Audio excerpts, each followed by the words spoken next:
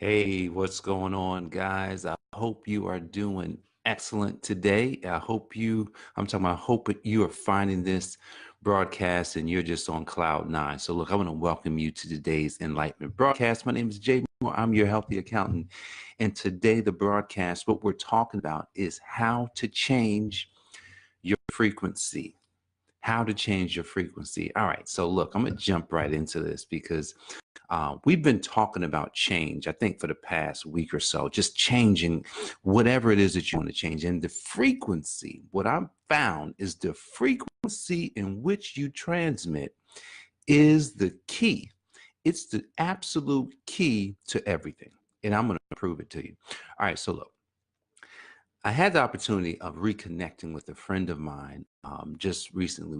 We're starting to do business again, and so upon reconnecting, I'm at his office. I'm in there. It's myself. It's him. It's his assistant, and we're talking about some things. And so his assistant's on the phone with some of his employees, and it hit me as she was having dialogue on the phone with these employees, right? She's trying to get a point across, and they're trying to get a point across. She's on one level, and they're on the other. They don't understand. It's like they can't move. They don't understand what she's talking about. And I'm sitting there watching this. I'm like, why don't they understand? Or why can't they simply move on quickly? And I realized, I said, whoa, they're on a different frequency than she is. She's communicating up here and they are below her. And so what's happened is they're not able to they're not able to process this information quickly. They're not able to move on and just, you know what, is that if that's what we have to do, let's go ahead and do it. She had to spend 20 minutes, almost 30 minutes trying to get to a resolution. Wherein, think about this, guys. Someone like Warren Buffett, Oprah Winfrey, Bill Gates, anyone that's on a different level, everything that they communicate happens really quickly. They don't move slow. So, think about, where you are and you want to get to another level. That's really, you have to get to a different frequency.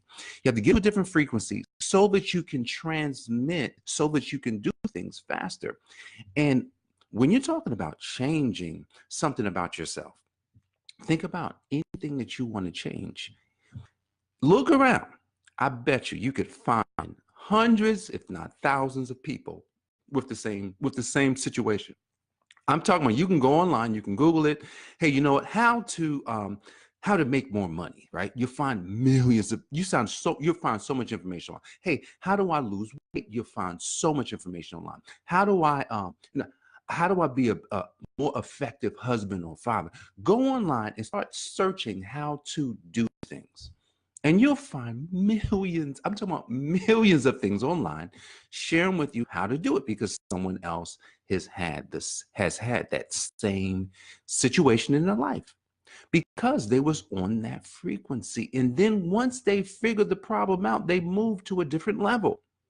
But usually when you have the same recurrent problem, it's because you haven't moved levels. You haven't solved the problem. You haven't changed the frequency. You're still transmitting the same information. See, the frequency thing, many like, well, what is he frequency? What is he talking about? We are electrical beings. We transmit information. I remember, I think it was last year, I did something in my office, and then I realized my son did the exact same thing because I transmitted. He wasn't in the office. He didn't see me. He didn't hear me say anything. He did the exact same thing the same day, within the same hour. I transmitted it in the house. See, guys, if you're in a group of people and you got, say you're talking to four people and all four are complaining, and you stay in this group, what's going to happen to you? You're going to start transmitting what it is that they've been transmitting because I'm talking, we're electrical. We soak up everything other people are doing and everything other people are saying. The old saying is, you're the sum total of the five people that you spend time with. They say, well, Jay, if I don't have those types of people to be around, what do I do? I'm gonna tell you what I do. I'm gonna tell you just what I do. I go grab books. I got a book on my desk. I've got books. I've got books underneath my desk that I'm reading. I have books on bookshelf. I have books on a bookshelf over here. And I use these individuals as the people that I want to be around, especially as I'm building. Now I still have to work with people that may be on a different frequency, and that's okay. I'm not like, oh, I can't talk to the, no, I don't do that. I still go to church. I'm still hanging around people, but my goal is to affect change. It's nothing like when someone knows that, man, if I'm around Jay, man, this guy is positive. This guy is always talking talking on the right side, right? He's always, well, you know what? Let's not complain about, let's figure out solutions. And when you start hearing people say that, I'm like, oh, I'm making a difference. Something's happening. I got to keep doing more, because I realized that just recently I was in a group of people. They were talking, and everyone said the same thing about me. I didn't have to say it. They said, man, you know what? If we just follow what Jay is talking about, if we follow what he's doing, it's not what I'm talking about. What he's doing, like, he's so positive, and he's so giving to everybody. He's not holding a grudge. He's allowing himself to see the same thing that we see, and then see something different and believe something different. And man, I think, man, we kind of like that.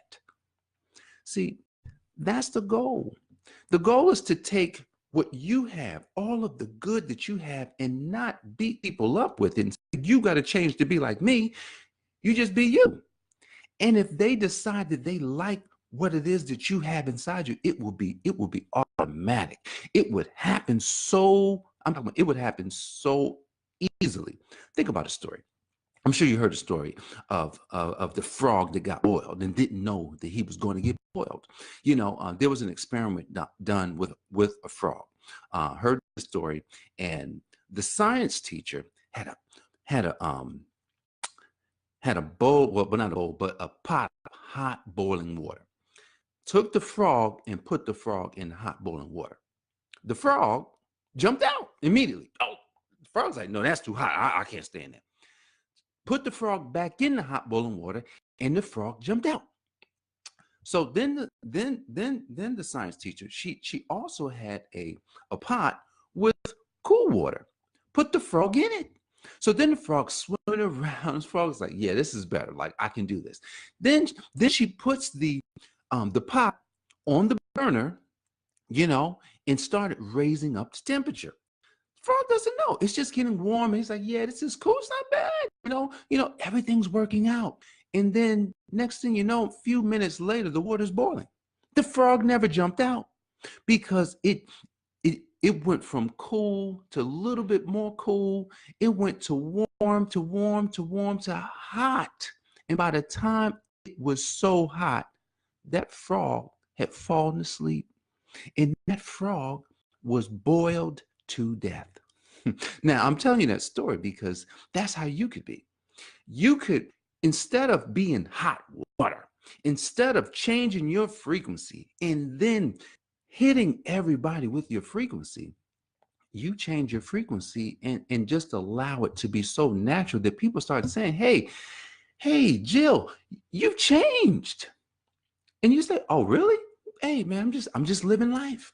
Hey, I kind of like that. I kind of like what you're doing, and then one day they just keep noticing you're still hanging around. You didn't take yourself out of the situations, and they're just like, man.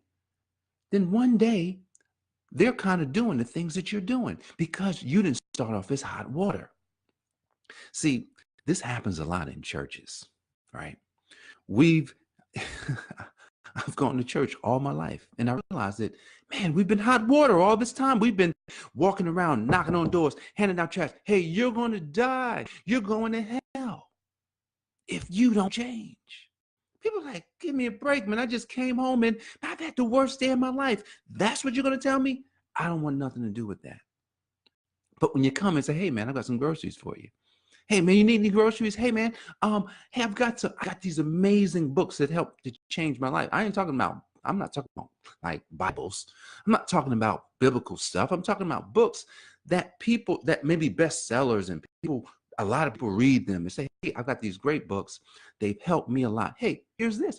Well, hey, I've got some gift cards. Maybe you want to go out to eat tonight. Seriously. See, if churches did more of that, people would open their doors. They would say, man, that church down the street, they show up with gift cards. That church down the street, man, they have programs that I can send my kids to. Man, that church down the street, man, they are really doing some great things. And then next thing you know, they're hanging around the people that go to the church. And then they're like, hey, man, tell me more about what you guys are doing here. See, to change your frequency, guys, it's not to go hot. It's not to just be so hot that people can't stand. I can't handle it. I can't handle what you're doing. I've been hot. I've been hot, so I know what being hot is. It's nothing like if you were network marketing. If you've ever done network marketing, and if you've ever done network marketing, most network marketers are hot. They have told you that you must go to your friends and family. You must just constantly call them. You must just hit them up, hit them up, hit them up, hit them up. You got to do this. You got to do this. You got to do this. You're hot. They don't. They're like, hey, I don't want anything to do with that. Hey, man, you can't be hot. You've got to change. You've got to be the person. Hey, man, I'm doing this thing, man. This thing is changing my life, man. Look, I'm just so happy I'm doing it. These products are amazing. These services is really helping me. You don't even have to offer it to them. You just tell them how great it is. And then if they ever ask you to say, hey, Jay, man, tell me about that product that you've been using, man. You look good. Like, I'm talking about, look at you, man. Is that how you've been able to keep your body that way? Absolutely. Sure. I'd love to share it with you. Here's some free samples. Go check it out and just give it to them. Like, no strings attached. If you like it, let me know. If you don't, you don't even have to tell me. Because if they don't call you and say they want some more, or if they don't call you and say, man, Jay, I want to know more, you don't have to worry about it. All you got to do is keep them updated on, hey, look at what's happening in my life. Look at all the changes that's happened. I've changed my frequency, guys, and this frequency is amazing. But it doesn't have to be for you. See, network marketers could learn something amazing from changing their frequency from hot to warm to cool, to where people are like, man, that guy is cool. You know what? Man, it looks like, man, he's making more money. Man, things are changing in his life. His family's looking good. I should check him out. See, when you change your frequency and you change it, and not change it to the point where people can't stand to be around you, but change your frequency to the point where people are like, yeah. When you ask questions, instead of always, giving, or asking people to do something for you, when you ask questions and then you do things for other people, that's all you're doing is asking questions and doing things for other people. They'd be like, man, this guy's awesome. It's nothing like a person that asks the questions. I'm talking about successful people with money and with a rich life, wealthy life. They ask the most questions. They don't just show up and tell you how good they are. They show up and they'll ask you so many questions that you're just like, man, that dude is cool, man. That lady is off the chain. Why is Oprah Winfrey where she is? She asks questions. She became an interviewer. She didn't just get on there and talk about herself on the Oprah Winfrey show. She was the question asker. She would call people on her show and ask questions. It wasn't about Oprah, even though it was her show. She would ask questions and she would give things away. So think about it. That's a clue. She's a multi-billionaire because she asks questions for a living. Man, I'm talking about, I just learned something. I just learned something from Oprah. Because she's a multi-billionaire and all she did was ask questions. Tell me something. How many questions did you ask yesterday? Were you just talking about yourself, or did you ask questions? How many questions of people that you're going to be around today are you going to ask? Are you going to be inquisitive about that person? Hey, man, how's life treating you? Hey, man, tell me about your family. Man, what's going on with your kids? Man, tell me about your wife. And hey, things aren't good, man. I'm sorry to hear that, man. Man, how long you guys been married? Man, we've been married for a while, man. Things have just been kind of rocky and rough. And man, I'm sorry to hear that, man. Look, if you ever want to talk about it, sure, I'd love to talk to you, man. I've shared with you some things, but tell me something, man. How many times you take her out, or, you know, are you doing this, or are you just asking questions, not just constantly giving advice. And I'm gonna tell you, I've done that too. I've given advice. People don't want people don't want your advice. People don't want my advice. I had to get to a point with my son. I love Jared. He's turning 16 on Monday. And it's crazy, right? It's like I want to give him advice, but then I'm like, he doesn't want advice. I'd ask questions. But he hates questions. He's like, Dad, you always ask me this question. Well, because I need to learn. Like, I need to learn, because if I just blurt out what I want to say, then you're going to be like, oh, again. So I have to ask him questions over and over so that he can talk. Because I would look, if I'm talking and he's listening, it's like, if you're a parent, you know what I'm talking about. Your kids are like, your kids are spaced out like, like, really, Dad, again? And literally just asking the question. Like, I mean, it's his birthday weekend, and last night he did something. Yes, I'm not going to share exactly what you did, Jared, because he edits my videos, but he may not even listen to it. He did something last night. I was like, really? Why would you do that? And it really bothered me. I had to take his phone from him. You know, I had to take the phone, and it's just like, it's your birthday weekend. You want me to be, you know, not happy on your birthday weekend. Like, it doesn't make any sense. And I so this morning we were talking before he left. I was just asking him questions, just trying to, you know, at the end of the day, I'm like, I want to stimulate him so that, you know, whatever it is that I'm doing, he can do at some point. Then he'll be a question asker. Instead of him being a talker, someone just giving advice, he would ask more questions. And I realized that this week, the phrase of the week has been, you can't teach what you don't do. You can't do it. If you're a parent, you cannot teach your kids anything that you do not do. It just doesn't work. You have to do it. If you want your kids to do something, do it.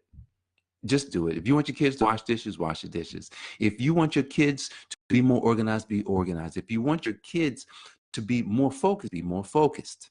If you want your kids to put their phones down and not hang on their phones as much, put your phone down. Don't hang on as much. If you want your kids, to grow up and be powerful, be powerful. Do all those things to get into power. See what I'm saying? Like, you have to be about it. Now you have kids that will do those things despite the things that they learned at home, because they have a drive. You know, I have a drive to be more. My mom said this to me last week. She says, you know what? You were always self-motivated. She says, from the time you were young, you were motivated. And I'm going to tell you why I was motivated as I wrap this program up today. Look, I was motivated because I didn't actually want to speak. I didn't want to talk. I wanted to, you know, because I felt like, you know, when I talked, it wasn't coming out right. I didn't know what to say. I would stutter. I felt like I was shy and introverted. That's how I felt. And then people start saying, they said, oh, he's shy. So I believed it. Oh, he's an introvert. So I believed it. So then I just grew up, and what happened was I grew up with that, but I was still a motivated person because I knew that there was more that I should do. I didn't know what it would be, but I knew that there was more. And so I grew up, and at the end of the day, when she sees the person that I've become and becoming, she's like, man, yeah, you were motivated. You were always trying to do more. And you know what? And that's what's been your driving force all the time. All right, Keisha, you said I'm an introvert, but I did not know what it was called until adulthood. That's crazy, Keisha. The crazy thing about it is that we are labeled from the time we were kids. Labeled. You're given a label, and what happens is, especially if you have kids, look at this. Be careful of the names you call them. Be careful of the things that you say about them, because by saying those things, they become them.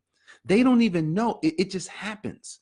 And so I've decided, and I asked my wife, hey, don't say anything about the kids that you don't actually want to happen.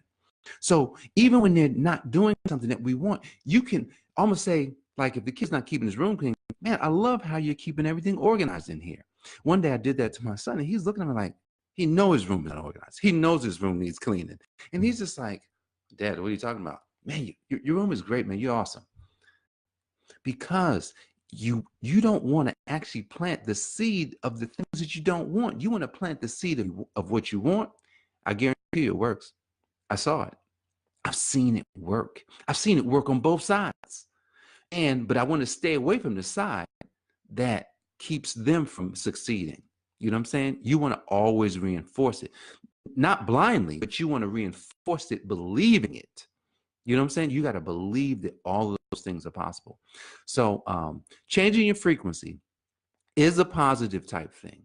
You have to see yourself. You have to know, okay, this is what I really want. And then you have to start emulating everything about that characteristic or that person, because that person, that characteristic is on a different level, it's on a different frequency. And so you have to start projecting yourself to that frequency so that you can get there. And then one day you'll get, oh shoot, I'm already here. And then you'll keep moving up. That's how you move to a next level. That's how you change something about yourself without having to really go through a lot of pain and struggle. You just have to stay focused. You just have to stay in belief, and you got to be positive about it. So I really appreciate you today, Keisha, for joining us. And I appreciate everyone who watches this on the replay, on YouTube. Thank you so much for joining. God bless you. Look, I look forward to seeing you back here tomorrow, here on Facebook or YouTube. And if you have not already liked or subscribed, please like or subscribe. Share this across your social networks. Maybe someone in your network could definitely use some of the things that we talked about today. All right, guys. God bless you. Take care.